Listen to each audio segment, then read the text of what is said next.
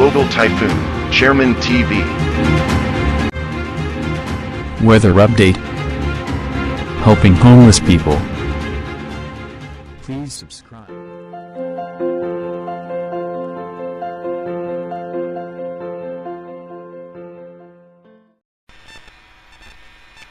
Magandang umaga po. Ito po ang latest update natin ngayong araw, January 4, 2024. Umiiral na nga po yung shear line dito nga po sa may parte ng Bicol Region. Ayon po yan sa ating European Center. At asahan nga natin na may mga tsansa po na mga mahina at katamtamang pagulan dito nga po sa parte ng eastern section ng Bicol Region.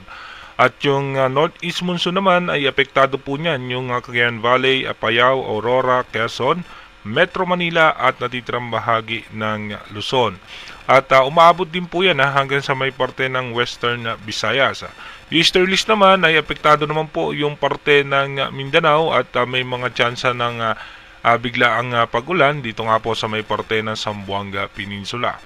At dito nga po mapapansin natin meron po tayong low pressure area dito sa may parte ng Philippine Sea at ito naman po ay mababa ang tsansa na maging bagyo at tuluyan nga po itong posibleng malusaw papalabas ng ating Philippine Area of Responsibility. At ayon naman sa ating advanced weather forecast ng European Center wala pa rin po tayong posibleng bagyo na minomonitor sa ating advanced weather forecast na posibleng makaapekto sa ating bansa. Dumako muna tayo sa ating rain map animation kung saan yung mga lugar na posibleng makaranas ng pag-ulan. Mamaya nga pong alas 10 ng umaga, asahan na nga po natin may mga tsansa ng pag-ulan ang eastern section ng Bicol Region. Dito nga po sa may Pulilio Island, Quezon. May mga tsansa na rin po ng pag-ulan dito nga po sa northern Luzon. At asahan din po natin dito sa may parte ng extreme northern Luzon.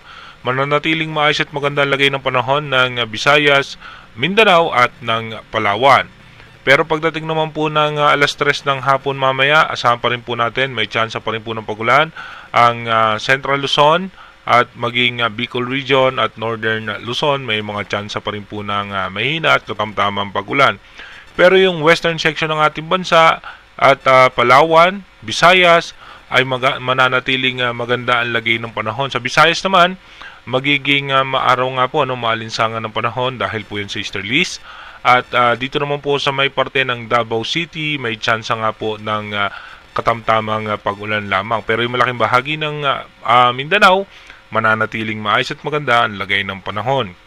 Pagdating naman po ng alas 6 ng gabi mamaya, tuloy-tuloy pa rin po kung mapapansin natin dito sa may eastern section ng Bicol Region at ng Central Luzon ay may mga tsansa pa rin ng mga pag-ulan dahil po yan sa shear line. Halos malaking bahagi pa rin ng bansa natin ay magiging maayos at maganda ang lagay ng panahon. Pagdating naman po ng alas 10 ng gabi mamaya, patuloy nga po na magkakaroon ng mga tsansa ng pag-ulan sa may parte pa rin ng Bicol Region at dito nga po sa may parte ng Pulilio Island and Quezon. Dumako na nga po tayo sa ating advanced weather forecast. Ayon nga po sa ating advanced weather forecast, ito nga po yung low pressure area dito sa may labas ng ating Philippine Area of Responsibility. At pagdating naman po bukas, January 5, yung shear line pa rin ay makakaapekto po yan sa may parte ng Bicol Region. At pagdating naman po ng January 6, shear line pa rin po ang makakaapekto dito sa may parte ng Bicol Region pa rin. At magiging maganda naman po ang lagay ng panahon ng malaking bahagi ng ating bansa. By January 7, may mga tsansa po ng pag-ulan. Dito naman po sa may parte pa rin ng Bicol Region at eastern section ng Visayas at dito nga po sa may parte ng Dinagat Island at ng Surigao. Pagdating naman po ng January 8, tuloy-tuloy nga po magkakaroon pa rin ng tsansa ng pag-ulan sa may parte pa rin ng Bicol Region, Quezon, Pulilio Island. At pagdating naman po ng January 9, dito po mapapansin nga po natin bahagyang hihina yung northeast monsoon at may mga tsansa pa rin po ng mahihina at katamtamang pag-ulan ang western section nga po ng Bicol Region, eastern section ng Bicol Region at ng Visayas. Yung malaking bahagi pa rin ng ating bansa ay mananatiling maayos at maganda ang lagay ng panahon.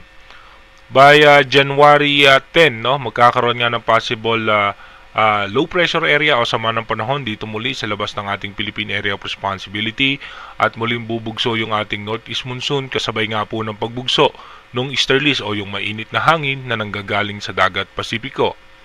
Pagdating naman po ng January 11, shear line naman po, mapapansin natin, shear line na naman po ang magpapaulan sa eastern section ng Bicol Region, Central Luzon at ng Northern Luzon.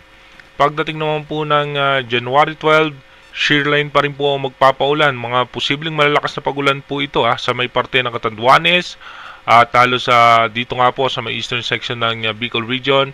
Dito po sa may Quezon, Polillo Island, may mga tsansa po yan ng pagulan.